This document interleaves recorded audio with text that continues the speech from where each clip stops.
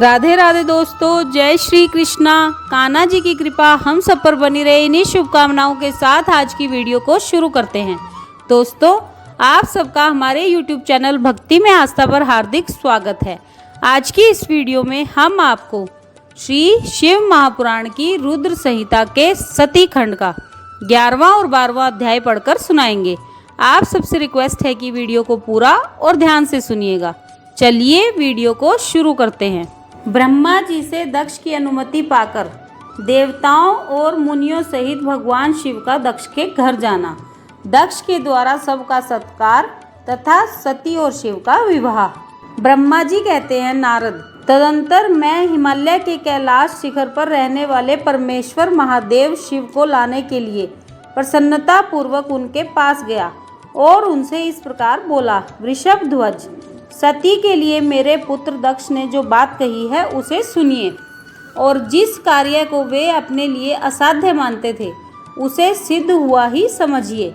दक्ष ने कहा कि मैं अपनी पुत्री भगवान शिव के ही हाथ में दूंगा, क्योंकि उन्हीं के लिए यह उत्पन्न हुई है। शिव के साथ सती का विवाह हो, यह कार्य तो मुझे स्वतः ही अभीष्ट है। फिर आपके भी कहने से इसका महत्व और अधिक बढ़ गया। मेरी पुत्री ने स्वयं इसी उद्देश्य से भगवान शिव की आराधना की है और इस समय शिव जी भी मुझसे इसी के विषय में पूछताछ कर रहे हैं, इसलिए मुझे अपनी कन्या अवश्य ही भगवान शिव के हाथ में देनी है। विधाता, वे भगवान शंकर शुभ लगन और शुभ मुहूर्त में यहाँ पधारे, उस समय मैं उन्हें शिक्षा के तौर पर अपनी यह पुत्री दे दूंगा। वृषभ ध्वज, मुझसे दक्ष ने ऐसी बात कही है, अतः आप शुभ मुहूर्त में उनके घर चलिए और सती को ले आइए। मुने, मेरी यह बात सुनकर भक्त वत्सल रुद्र लौकिक गति का आश्रय ले हंसते हुए मुझसे बोले, संसार की सृष्टि करने वाले ब्रह्मा जी, मैं तुम्हारे और नारद के साथ ही दक्ष के घर चलूँगा। अतः नारद का स्मरण करो, अपने मरीचि आदि मानस पुत्रों को भी बुला लो। विधे, मैं उन सब के साथ दक्ष के निवास स्थान पर चलूँगा, मेरे पार्षद भी मेरे साथ रहेंगे। नारद लोकाचार के निर्वाह में लगे हुए भगवान शिव के इस प्रकार आज्ञा देने पर मैंने तुम्हारा और मरीचि आदि पुत्रों का भी स्मरण किया। मेरे याद करते ही तुम्हारे साथ मेरे सभी मानस पुत्र मन में आदर की भावना लिए शीघ्र ही वहां आ पहुँचे।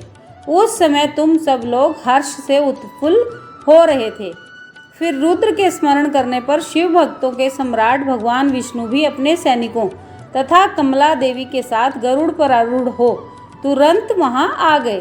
तदंतर चैत्र मास के शुक्ल पक्ष की त्रयोदशी तिथि में रविवार को पूर्व फाल्गुनी नक्षत्र में मुझ ब्रह्मा और विष्णु आदि समस्त देवताओं के साथ महेश्वर ने विवाह के लिए यात्रा की।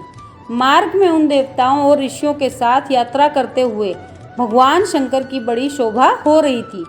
वहां जाते हुए देवताओं, मुनियों तथा आनंद मगन मन वाले प्रमथ गणों का रास्ते में बड़ा उत्सव हो रहा था। भगवान शिव की इच्छा से वृषभ, व्याघ्र, सर्प, जटा और चंद्रकला आदि सब के सब उनके लिए यथा योग्य आभूषण बन गए। तदंतर वेग से चलने वाले बलवान बलिवर्द नंदीकेश्वर पर आरूढ़ हुए महादेव जी श्री विष्णु आदि देवताओं को साथ लिए क्षण भर में प्रसन्नता पूर्वक दक्ष के घर जा पहुँचे। वहाँ विनीत चित्त वाले प्रजापति दक्ष समस्त आत्मीय जनों के साथ भगवान शिव की अगवानी के लिए उनके सामने आए। उस समय उनके समस्त अंगों में हर्ष जनित रोमांच हो आया था। स्वयं दक्ष ने अपने द्वार पर आए हुए समस्त देवताओं का सत्कार किया। वे सब लोग सुरश्रेष्ठ शिव को बिठाकर उनके पार्श्व भाग में स्वयं भी मुनियों के साथ क्रमशः बैठ गए। इसके बाद दक्ष ने मुनियों सहित समस्त देवताओं की परिक्रमा की और उन सब के साथ भगवान शिव को घर के भीतर ले आए। उस समय दक्ष के मन में बड़ी प्रसन्नता थी। उन्होंने सर्वेश्वर शिव को उत्तम आसन देकर स्वयं ही विधि पूर्वक उनका पूजन किया। तत्पश्चात श्री विष्णु का, मेरा, ब्राह्मणों का, देवताओं का और समस्त शिव गणों का भी यथोचित विधि से उत्तम भक्ति भाव के साथ पूजन किया। इस तरह पूजनीय पुरुषों तथा अन्य लोगों सहित उन सबका यथोचित आदर सत्कार करके दक्ष ने मेरे मानस पुत्र मरीचि आदि मुनियों के साथ आवश्यक सलाह की। इसके बाद मेरे पुत्र दक्ष ने मुझ पिता से मेरे चरणों में प्रणाम करके प्रसन्नता पूर्वक कहा, प्रभो आप ही वैवाहिक कार्य कराएं। तब मैं भी हर्ष भरे हृदय से बहुत अच्छा कहकर उठा और वह सारा कार्य कराने लगा। तदंतर ग्रहों के बल से युक्त शुभ लगन और मुहूर्त में दक्ष ने हर्षपूर्वक अपनी पुत्री सती का हाथ भगवान शंकर के हाथ में दे दिया। उस समय हर्ष से भरे हुए भगवान वृषभध्वज ने भी वैवाहिक विधि से सुंदरी दक्ष कन्या का पाणी ग्रहण किया। फिर मैंने, श्रीहरि ने, तुम तथा अन्य मुनियों ने, देवताओं और प्रमद गणों ने भगवान शिव को प्रणाम किया और सब ने नाना प्रकार की स्तुतियों के द्वारा उन्हें संतुष्ट किया। उस समय नाच गान के साथ महान उत्सव मनाया गया। समस्त देवताओं और मुनियों को बड़ा आनंद प्राप्त हुआ। भगवान शिव के लिए कन्या दान करके मेरे पुत्र दक्ष कृतार्थ हो गए। शिवा और शिव प्रसन्न हुए तथा सारा संसार मंगल का निकेतन बन गया। ये था 11वां अध्याय। अब 12वां अध्याय सुनिए। सती और शिव के द्वारा अग्नि की परिक्रमा। श्री हरि के द्वारा शिव तत्व का वर्णन। शिव का ब्रह्मा जी को दिए हुए वर के अनुसार वेदी पर सदा के लिए अवस्थान तथा शिव और सती का विदा हो कैलाश पर जाना। ब्रह्मा जी कहते हैं, नारद, कन्या दान करके दक्ष ने भगवान शंकर को नाना प्रकार की वस्तुएं दहेज में दी। यह सब करके वे बड़े प्रसन्न हुए। फिर उन्होंने ब्राह्मणों को भी नाना प्रकार के धन बांटे। तत्पश्चात लक्ष्मी सहित भगवान विष्णु शंभु के पास आ गए और हाथ जोड़कर खड़े हुए और यूं बोले, देव देव महादेव दया सागर प्रभो तात, आप संपूर्ण जगत के पिता हैं और सती देवी सबकी माता हैं। आप दोनों सत्पुरुषों के कल्याण तथा दुष्टों के दमन के लिए सदा लीला पूर्वक अवतार ग्रहण करते हैं। यह सनातन श्रुति का कथन है। आप चिकने नील अंजन के समान शोभा वाली सती के साथ जिस प्रकार शोभा पा रहे हैं, मैं उससे उल्टे लक्ष्मी के साथ शोभा पा रहा हूँ। अर्थात सती नीलवर्णा तथा आप गौरवर्ण हैं, उससे उल्टे मैं नीलवर्ण तथा लक्ष्मी गौरवर्णा है। नारद, मैं देवी सती के पास आकर गृह सूत्रोक्त विधि से विस्तार पूर्वक सारा अग्नि कार्य कराने लगा। मुझ आचार्य तथा ब्राह्मणों की आज्ञा से शिवा और शिव ने बड़े हर्ष के साथ विधि पूर्वक अग्नि की परिक्रमा की। उस समय वहाँ बड़ा अद्भुत उत्सव मनाया गया। गाजे बाजे और नृत्य के साथ होने वाला वह उत्सव सबको बड़ा सुखद जान पड़ा। तदंतर भगवान विष्णु बोले, सदाशिव, मैं आपकी आज्ञा से यहाँ शिव तत्व का वर्णन करता हूँ। समस्त देवता तथा दूसरे दूसरे मुनि अपने मन को एकाग्र करके इस विषय को सुने। भगवान, आप प्रधान और अप्रधान, प्रकृति और उसके अतीत हैं। आपके अनेक भाग हैं, फिर भी आप भाग रहित हैं। ज्योतिर्मय स्वरूप वाले आप परमेश्वर के ही हम तीनों देवता अंश हैं। आप कौन, मैं कौन और ब्रह्मा कौन हैं? आप परमात्मा के ही ये तीन अंश हैं जो सृष्टि पालन और संहार करने के कारण एक दूसरे से भिन्न प्रतीत होते हैं। आप अपने स्वरूप का चिंतन कीजिए। आपने स्वयं ही लीला पूर्वक शरीर धारण किया है। आप निर्गुण ब्रह्म रूप से एक हैं। आप ही सगुण ब्रह्म हैं और हम ब्रह्मा, विष्णु तथा रुद्र तीनों आपके अंश हैं। जैसे एक ही शरीर के भिन्न भिन्न अवयव मस्तक, ग्रीवा आदि नाम धारण करते हैं तथापि उस शरीर से वे भिन्न नहीं हैं, उसी प्रकार हम तीनों अंश आप परमेश्वर के ही अंग हैं, जो ज्योतिर्मय आकाश के समान सर्वव्यापी एवं निर्लेप स्वयं ही अपना धाम, पुराण, कुटस्थ, अव्यक्त, अनंत, नित्य तथा दीर्घ आदि विशेषणों से रहित निर्विशेष ब्रह्म हैं। वही आप शिव हैं, अतः आप ही सब कुछ हैं। ब्रह्मा जी कहते हैं, मुनीश्वर, भगवान विष्णु की यह बात सुनकर महादेव जी बड़े प्रसन्न हुए। तदंतर उस विवाह यज्ञ के स्वामी यजमान परमेश्वर शिव प्रसन्न हो लौकिकी गति का आश्रय ले हाथ जोड़कर खड़े हुए मुझ ब्रह्मा से प्रेम पूर्वक बोले। शिव ने कहा, ब्राह्मण, आपने सारा वैवाहिक कार्य अच्छी तरह संपन्न करा दिया। अब मैं प्रसन्न हूँ। आप मेरे आचार्य हैं, बताइए आपको क्या दक्षिणा दूँ? सूर्य ज्येष्ठ, आप उस दक्षिणा को मांगिए। महाभाग, यदि वह अत्यंत दुर्लभ हो तो भी उसे शीघ्र कहिए। मुझे आपके लिए कुछ भी आदेय नहीं है।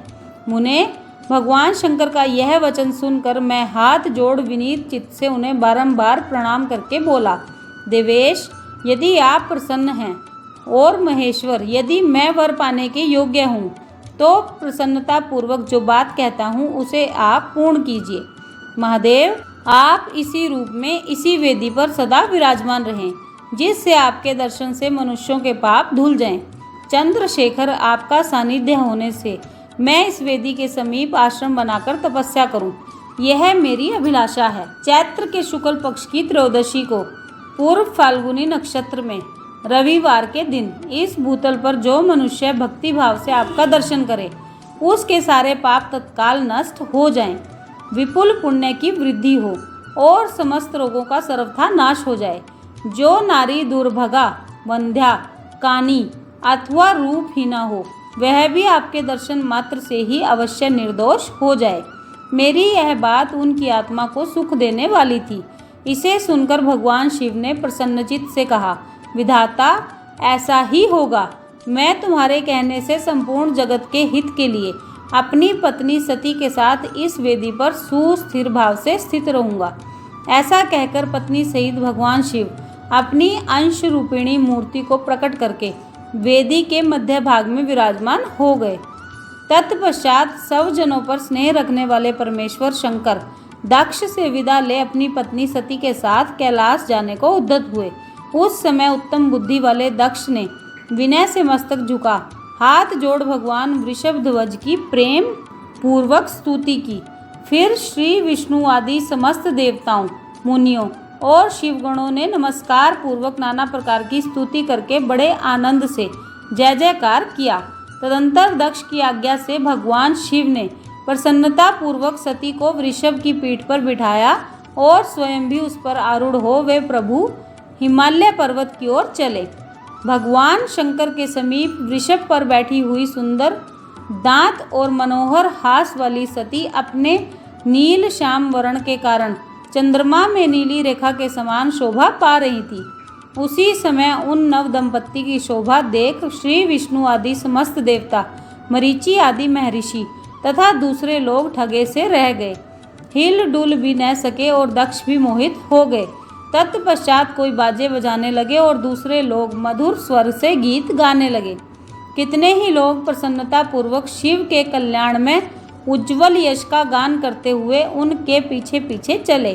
भगवान शंकर ने बीच रास्ते से दक्ष को प्रसन्नता पूर्वक लौटा दिया और स्वयं प्रेमाकुल हो प्रमथ गणों के साथ अपने धाम को जा पहुँचे। यद्यपि भगवान शिव ने विष्णु आदि देवताओं को भी विदा कर दिया था, तो भी वे बड़ी प्रसन्नता और भक्ति के साथ पुनः उनके साथ हो लिए। उन सब देवताओं, प्रमथ गणों तथा अपनी पत्नी सती के साथ हर्ष भरे शंभु हिमालय पर्वत से सुशोभित अपने कैलाश धाम में जा पहुँचे। वहाँ जाकर उन्होंने देवताओं, मुनियों तथा दूसरे लोगों का बहुत आदर सम्मान करके उन्हें प्रसन्नता पूर्वक विदा किया। शंभु की आज्ञा ले वे विष्णु आदि सब देवता तथा मुनि नमस्कार और स्तुति करके मुख पर प्रसन्नता की छाप लिए अपने अपने धाम को चले गए। सदाशिव का चिंतन करने वाले भगवान शिव भी अत्यंत आनंदित हो हिमालय के शिखर पर रहकर अपनी पत्नी दक्ष कन्या सती के साथ विहार करने लगे। सूत जी कहते हैं, मुनियों, पूर्व काल में स्वयंभू मनवंतर में भगवान शंकर और सती का जिस प्रकार विवाह हुआ वह सारा प्रसंग मैंने तुमसे कह दिया। जो विवाह काल में, यज्ञ में अथवा किसी भी शुभ कार्य के आरंभ में भगवान शंकर की पूजा करके शांत चित्त से इस कथा को सुनता है, उसका सारा कर्म तथा वैवाहिक आयोजन बिना किसी विघ्न बाधा के पूर्ण होता है और दूसरे शुभ कर्म भी सदा निर्विघ्न पूर्ण होते हैं। इस शुभ उपाख्यान को प्रेम पूर्वक सुनकर विवाहित होने वाली कन्या भी सुख, सौभाग्य, सुशीलता और सदाचार आदि सद्गुणों से संपन्न साध्वी स्त्री तथा पुत्रवती होती है। ये था 12वां अध्याय। तो दोस्तों, ये था श्री शिव पुराण की रुद्र संहिता के सती खंड का 11वां और 12वां अध्याय। जो हमने आपको पढ़कर सुनाया। आप सबने वीडियो को ध्यान से सुना, इसके लिए आपका धन्यवाद। आज की वीडियो में बस इतना ही। कल फिर मिलते हैं एक और नई वीडियो के साथ। तब तक स्वस्थ रहिए, मस्त रहिए, अपना और अपनों का ख्याल रखते रहिए और बाबा भोलेनाथ के श्री चरणों से जुड़े रहिए। राधे राधे दोस्तों, जय श्री कृष्णा, जय माता दी।